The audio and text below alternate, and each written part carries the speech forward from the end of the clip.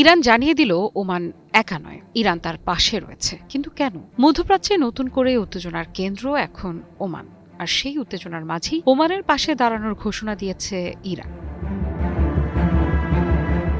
যুক্তরাষ্ট্রের president Donald ট্রাম্পের হুমকির পর তেহরান থেকে এসেছে এই কড়া বার্তা। ইরানের পররাষ্ট্র মন্ত্রণালয়ের মুখপাত্র ইসমাইল বাঘাই স্পষ্ট করে বলেছেন, ওমান একা নয়, ইরান তার পাশে রয়েছে।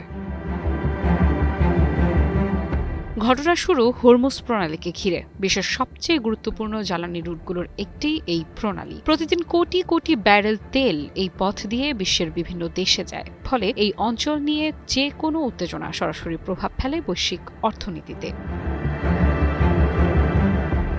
ঠিক এমন সময়েই ডোনাল্ড ট্রাম্প বিস্ফোরক মন্তব্য করেন। তিনি হুঁশিয়ারি দেন, হরমুজ প্রণালীর নিয়ন্ত্রণের প্রশ্নে ওমান যদি অন্য সবার মতো আচরণ না করে তাহলে দেশটিকে উড়িয়ে দেওয়া হতে পারে। এই বক্তব্য প্রকাশের পর পুরো অঞ্চলে চাঞ্চল্য ছড়িয়ে পড়ে, কারণ ওমানকে সাধারণত মধ্যপ্রাচ্যের সবচেয়ে নিরপেক্ষ এবং কূটনৈতিক ভারসাম্য রক্ষাকারী দেশগুলোর একটি হিসেবে দেখা হয়। আর তাই ট্রাম্পের এই মন্তব্যের পর দ্রুত প্রতিক্রিয়া জানায় ইরান।